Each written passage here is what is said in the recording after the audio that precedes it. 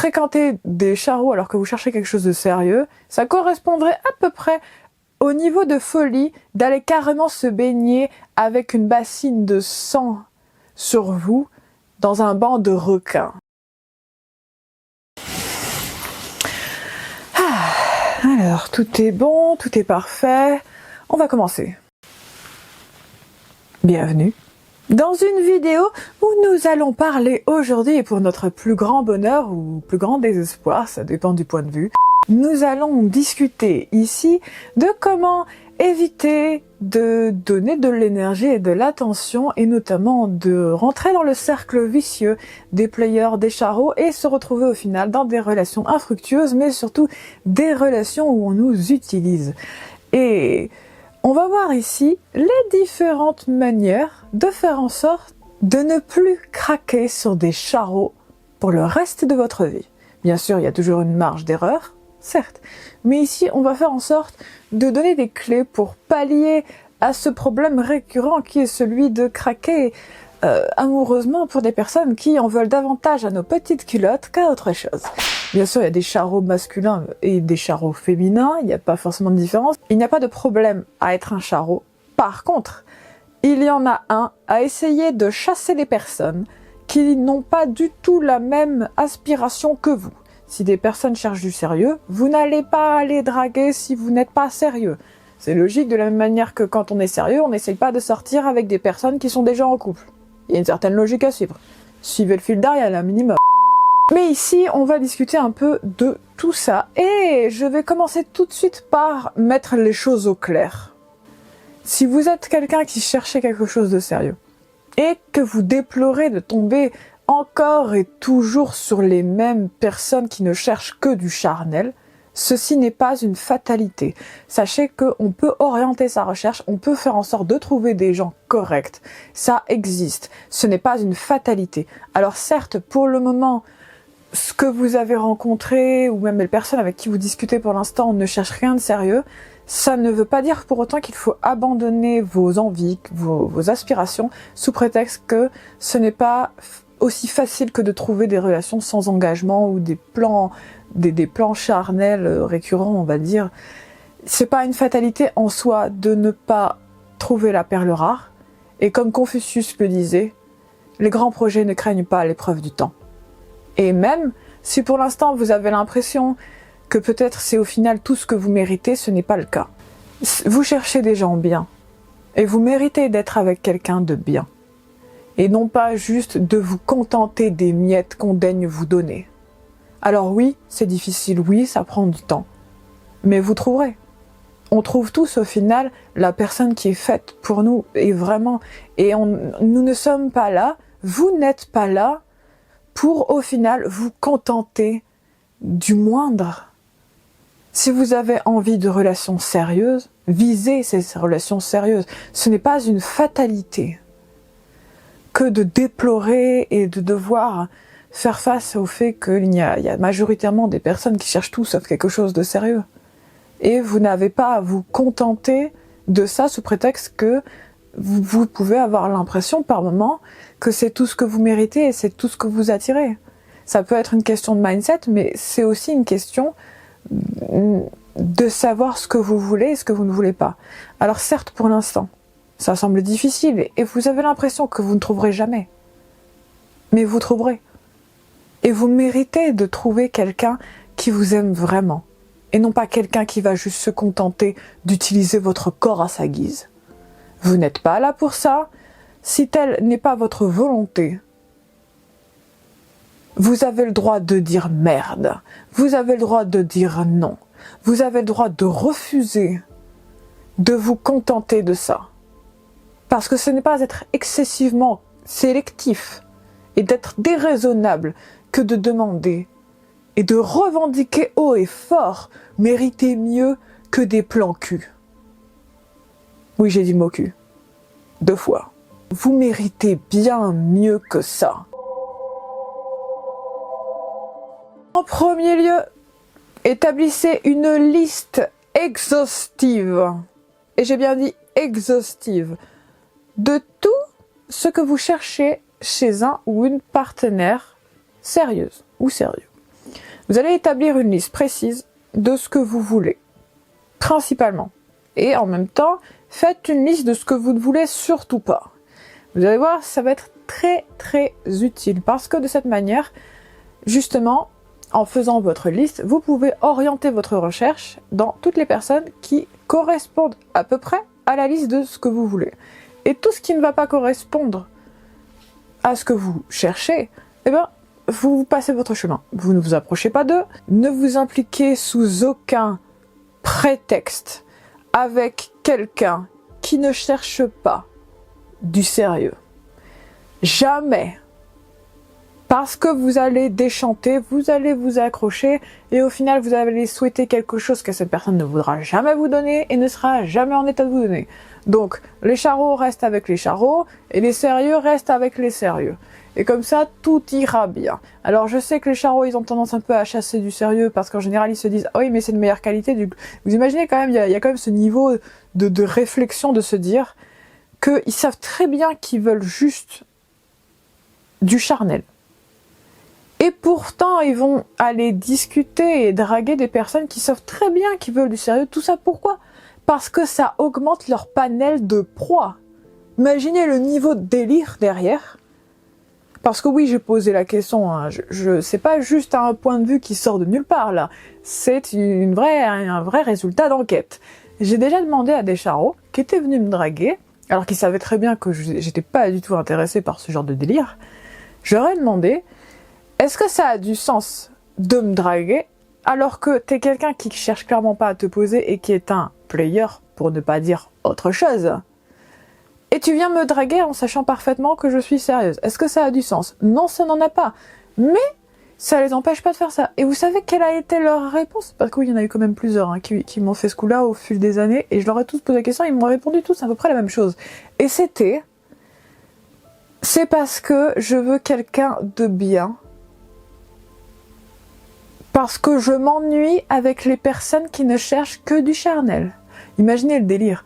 C'est quelqu'un qui n'est pas sérieux, qui cherche uniquement du charnel, plan ami-amant, si vous voyez ce que je veux dire, et qui va draguer des personnes sérieuses parce qu'il veut quelqu'un de meilleure qualité pour les mettre dans son lit et c'est tout. Imaginez le niveau de délire.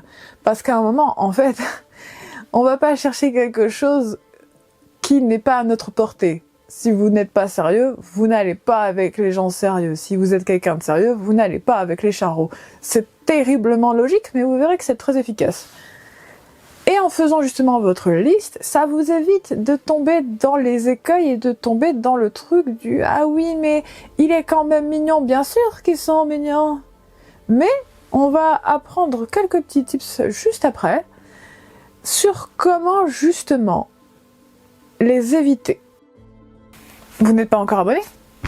Il est temps de le faire. Je vous invite justement à liker et à vous abonner. N'oubliez pas d'activer la cloche de notification parce qu'il y a des petits problèmes de notification, n'est-ce pas?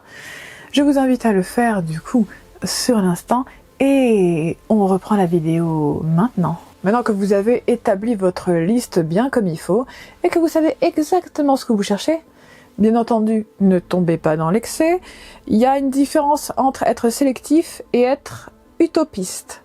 Parce que vous pouvez avoir une liste, justement, qui reprend des qualités, des traits particuliers, etc. Mais vous ne pouvez pas exiger qu'une personne remplisse toutes les cases, parce que c'est impossible. Si la personne remplit au moins plus de la moitié de votre liste, voilà, c'est très bien.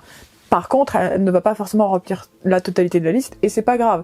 C'est juste que l'essentiel, c'est se concentrer sur le fait que les personnes que vous allez fréquenter vont correspondre à peu près, principalement à la liste de ce que vous voulez, comme type de partenaire. Alors que la liste, par contre, de tous les hicks, tous les cartons rouges, tous les red flags possibles, vous allez bien les mettre dans une autre liste.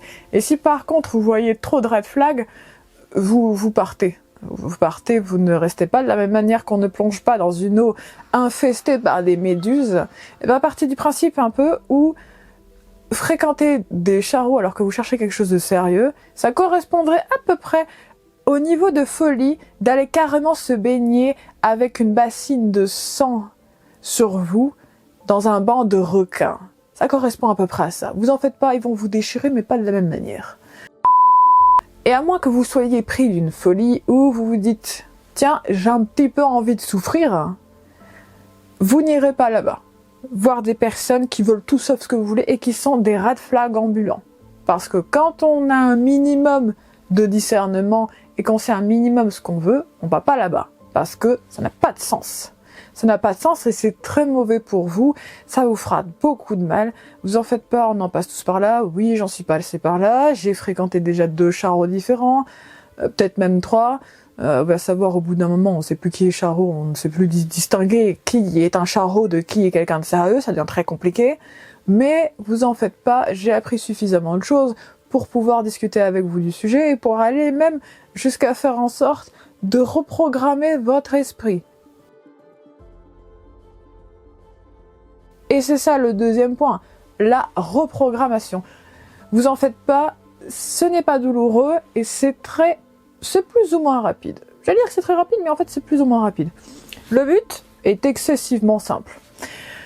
Essayez de faire des recherches sur les comportements typiques des charros ou des red flags.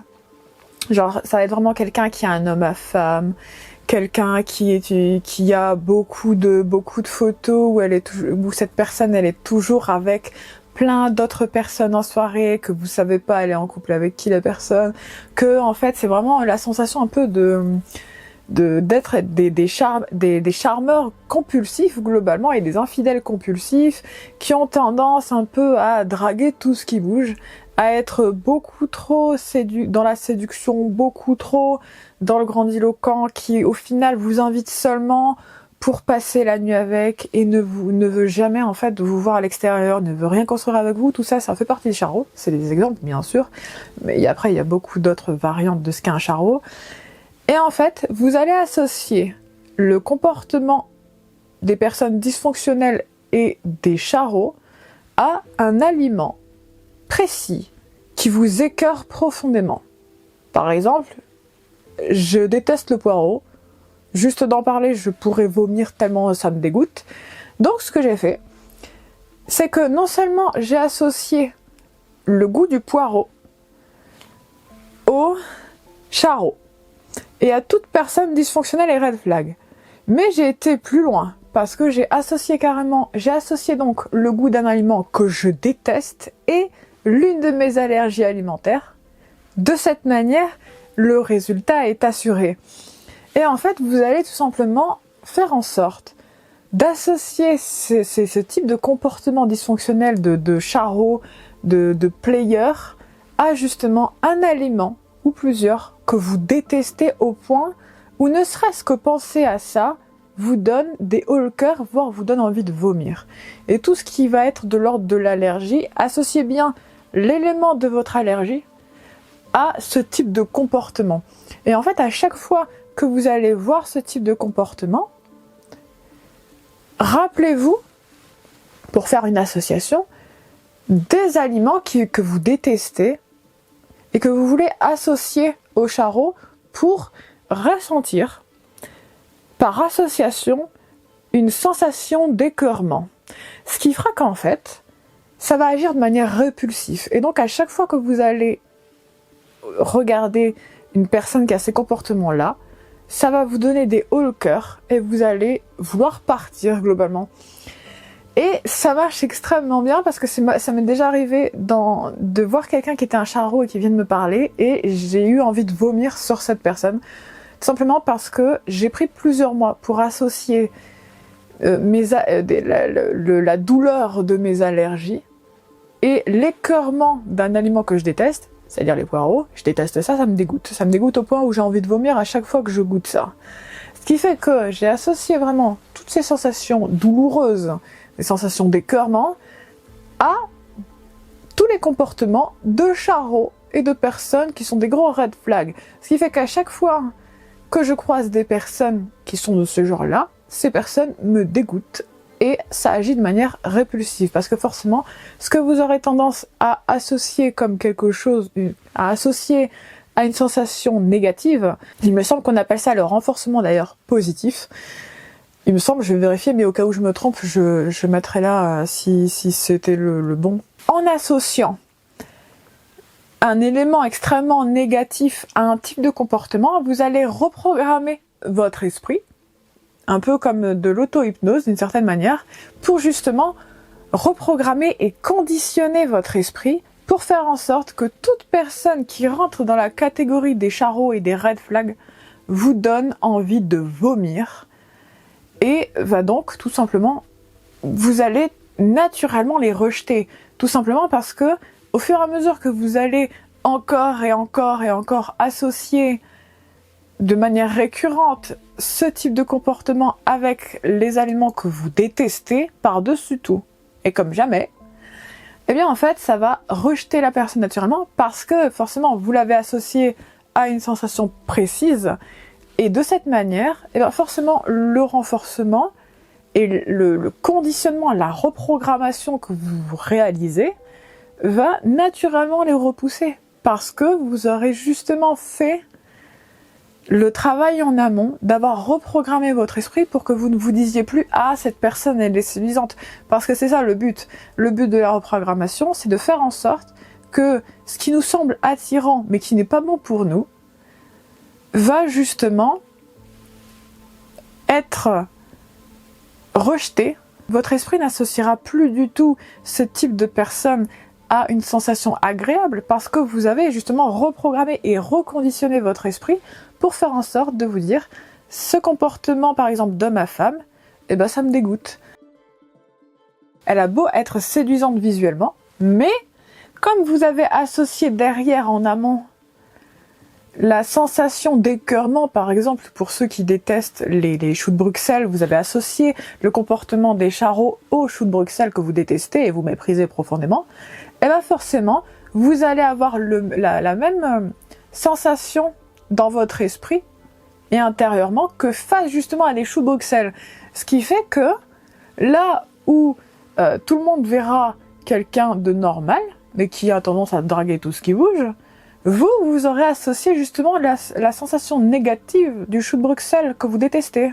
Donc forcément, vous n'allez pas être attiré par ça. Parce que ce type de personne, vous l'aurez associé à quelque chose que vous détestez et qui vous dégoûte. Alors forcément, vous n'allez plus vous approcher d'eux. Même si la personne est la personne la plus belle du monde, jamais vous ne l'approcherez juste parce que vous l'aurez associé à ça. Après, il faut quand même plusieurs mois, parce qu'il faut quand même le faire de manière régulière. Faites-le régulièrement. Cette association, cette reprogrammation, ça va prendre à peu près entre 1 mois et 2 mois à être effectif, parce qu'effectivement, il faut que ça devienne une habitude. Il faut qu'au début, vous le fassiez consciemment pour pouvoir vraiment l'ancrer dans votre esprit. Et l'ancrage dans l'esprit, ça prend quand même un peu de temps. Ça prend en général entre 30 jours à 60 jours. Normalement, il faut à peu près de toute façon je pense que c'était 68 jours pour avoir une habitude, à peu près. Mais effectivement, après ça dépend des personnes. Et en fait, au fur et à mesure, ça va devenir tellement naturel et ça va tellement rentrer dans votre inconscient, ça sera tellement marquant dans votre esprit que vous n'aurez même plus besoin d'y réfléchir après parce que ce sera assimilé. Et donc vous n'aurez plus besoin d'à chaque fois vous mettre à associer l'un à l'autre parce que pour le coup, vous aurez déjà fait ce travail en amont.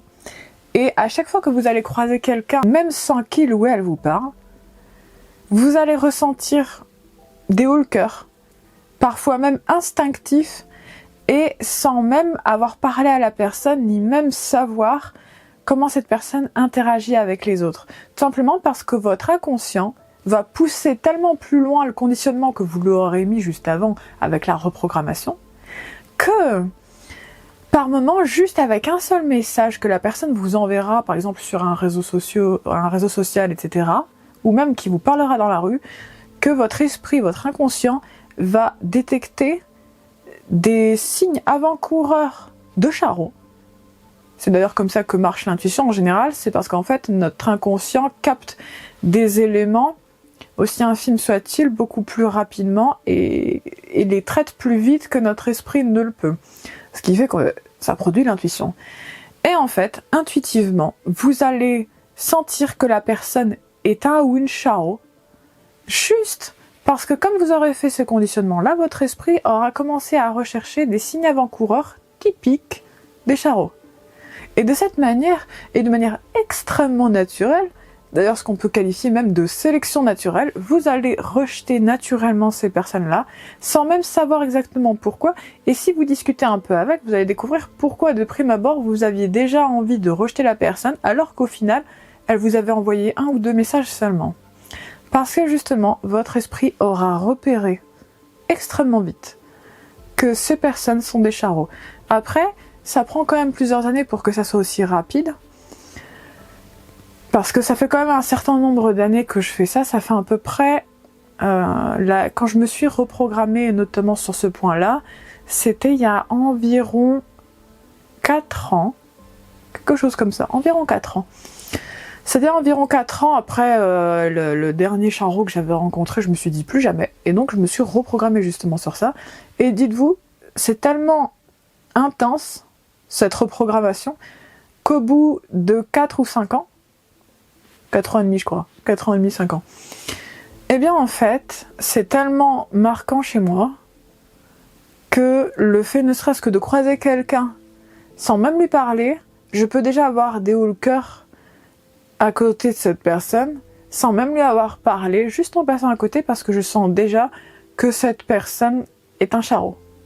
C'est tellement effectif que ça va jusque là.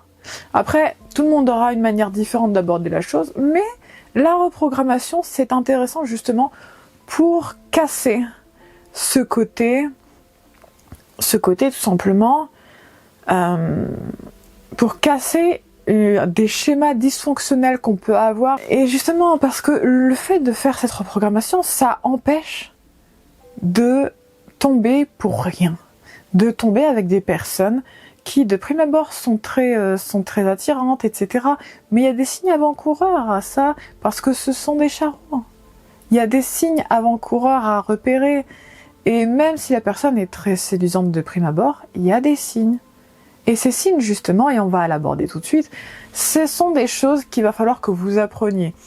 Ça peut être une manière de s'habiller, ça peut être des tournures de phrases, ça peut être une manière d'être avec les autres. Je vous invite d'ailleurs à lire sur le sujet de la PNL, je vais vous l'écrire là, qui instruit extrêmement bien la lecture du langage corporel. Parce que c'est là que ça va devenir intéressant. Parce que même s'il y a des comportements typiques de charreau, il y a une manière d'agir naturellement qui indique également, sans même avoir à parler à la personne, que cette personne est bien intentionnée ou mal intentionnée envers vous ou envers les autres. Et il y a notamment des postures, des manières de parler, des manières de marcher, des manières de gesticuler, qui sont des manières typiques que les charros font naturellement sans même s'en rendre compte. Et notamment dans la PNL, vous verrez, il y a quand même beaucoup de livres sur le sujet, il y a des parties qui traitent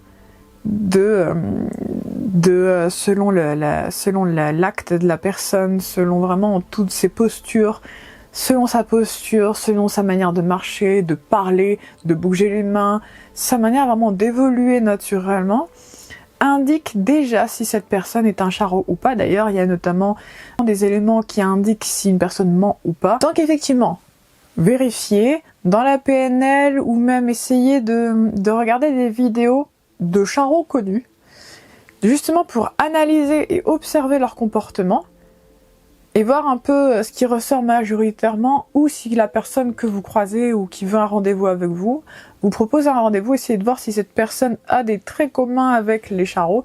Vous allez voir qu'il y a quand même toute une manière d'être qui correspond bien aux charros, notamment le fait de rouler des mécaniques, une vieille expression certes, rouler des mécaniques en marchant, vraiment en mode ouais je suis un bonhomme et tout. Déjà ça c'est un comportement de red flag. Et deuxièmement, ça a tendance à être un comportement d'homme à femme ou de personnes féminines qui draguent tout ce qui bouge. Et Effectivement, il va falloir faire attention à ça. Il y a après d'autres éléments, enfin faites vos recherches, vous verrez, c'est très étendu le nombre de comportements qu'on peut repérer de cette manière.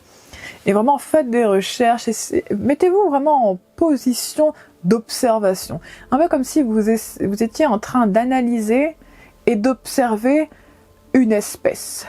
Une espèce que vous avez connue pendant longtemps, mais que pour une fois vous allez vous mettre à observer, de la même manière qu'on observerait le mouvement de migration des oiseaux. Il y a un élément qu'il va falloir travailler.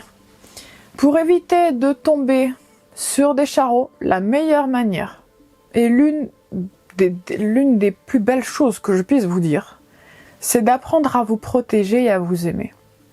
Tout simplement parce que quand on s'aime assez, on ne laisse pas des personnes mal intentionnées ou qui veulent juste nous utiliser pour du charnel, comme ça. C'est pas le cas. Vous avez le devoir de ne pas laisser entrer n'importe qui et n'importe quoi chez vous. De ne pas accepter de vous contenter de la moindre petite miette de relation juste pour ressentir quelque chose. Si vous avez des besoins, j'entends bien que ça peut être compliqué. Mais vous savez quoi? On n'est jamais mieux servi que par soi-même. Ensuite, le fait d'apprendre à vous aimer, c'est une manière aussi d'aborder le lien avec vous-même et de vous ressourcer, mais aussi de savoir ce qu'il est bon ou non de laisser venir chez vous. Parce que, dites-vous, votre vie, c'est comme une maison. On peut d'ailleurs même l'associer à votre maison ou votre appartement directement. Demandez-vous si vous accepteriez qu'une telle personne entre chez vous et saccage votre appartement ou votre maison par sa merde. Parce que, globalement, pourquoi laisser rentrer une personne qui est mal intentionnée et qui vient juste pour vous remplir? C'est quoi le but? C'est quoi l'intérêt de limiter ce que vous méritez et ce que vous êtes à juste ça? Quand on cherche quelque chose de sérieux, parce qu'on est prêt à l'être, on n'accorde pas son temps à ces gens-là. Ils peuvent jouer avec des personnes qui s'entendent avec leurs aspirations, il n'y a pas de problème.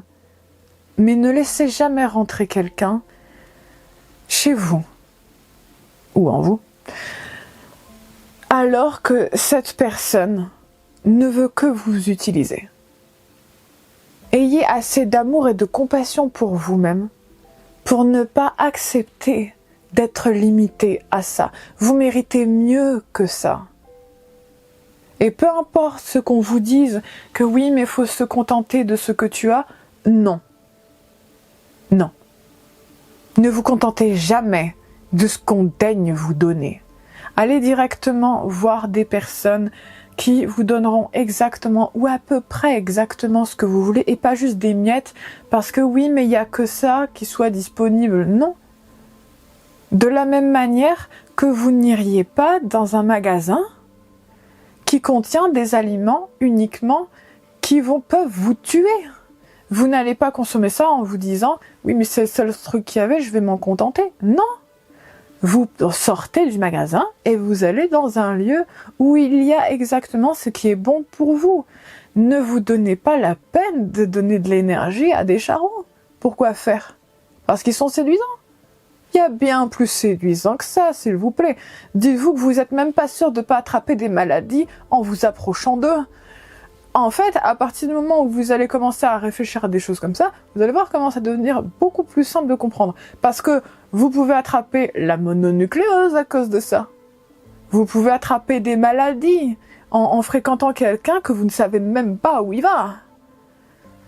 Il y a tellement de choses différentes que à quel moment vous avez envie de faire confiance à quelqu'un qui tourne autant qu'un ouinge dans un festival?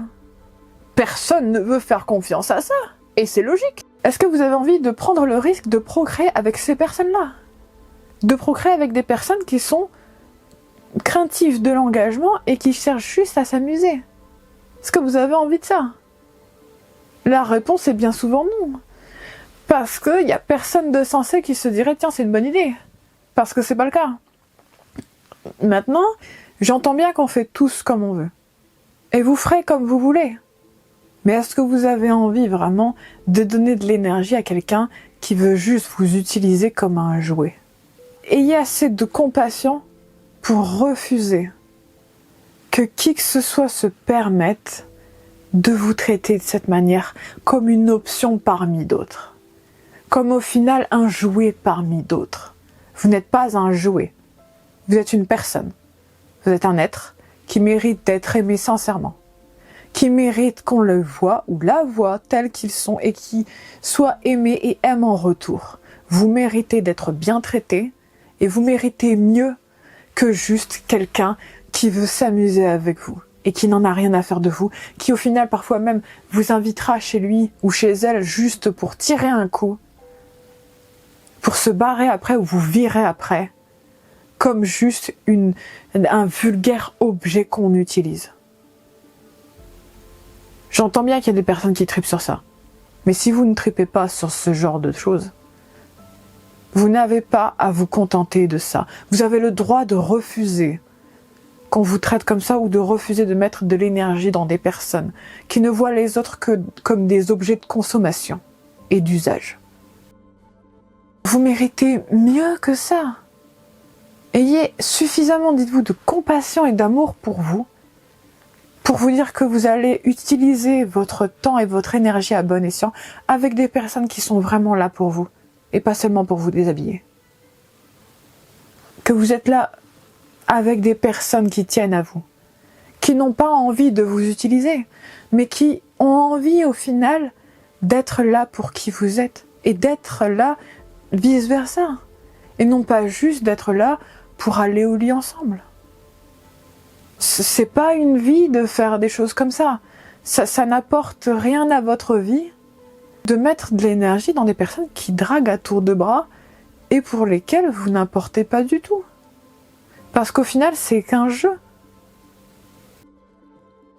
Il y a tellement de personnes qui, au final, se font utiliser par les autres. Juste, pourquoi? Parce qu'ils ont envie d'être aimés, qu'ils ou elles ont envie d'être séduits. Alors oui, la séduction, c'est bien. Sachez qu'une séduction faite par quelqu'un qui s'intéresse vraiment à vous, et qui vous intéresse vraiment, n'a rien de comparable avec ce qu'un charreau ou une charreau vous donnera comme type de séduction. Parce que je peux vous assurer que j'ai déjà connu la drague par les charreaux, la séduction avec des personnes sérieuses qui sont vraiment intéressées n'a rien à voir, de près ou de loin, avec ce que vous donne. Tout simplement parce que la séduction, la vraie séduction, et la drague des charreaux n'a rien à voir. C'est comme si vous essayiez de comparer un champagne d'exception à du vieux jus de raisin. Aucun rapport quasiment. Ce n'est pas la même chose. Et ça ne sera jamais la même chose. Tout simplement parce que eux n'ont pas une drague sérieuse. Les charreaux jouent à un certain type de jeu.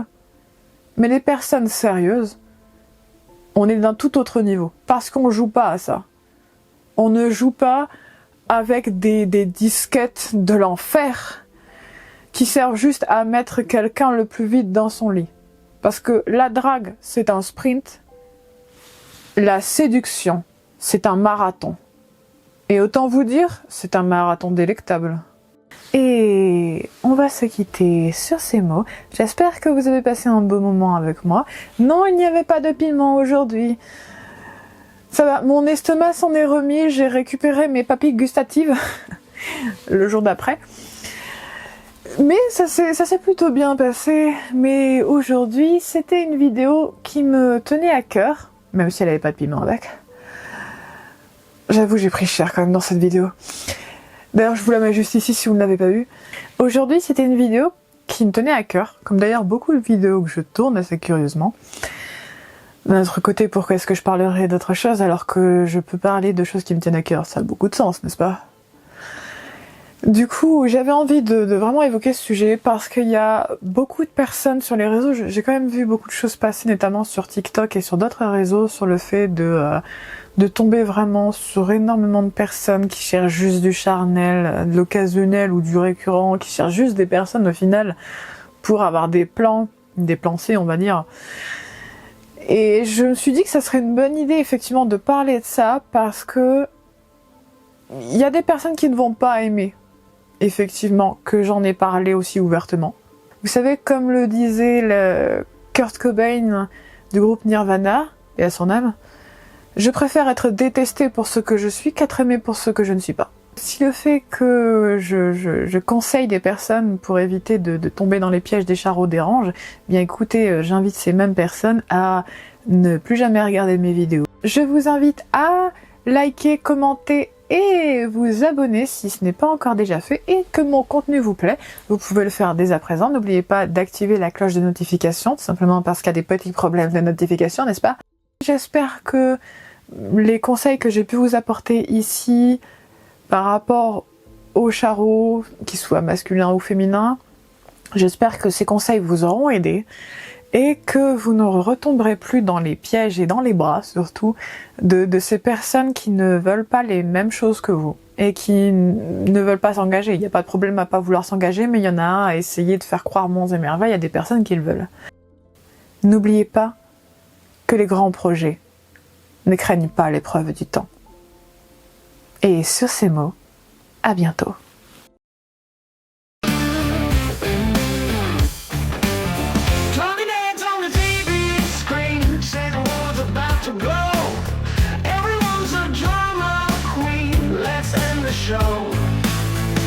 Press the button, stop the chatter.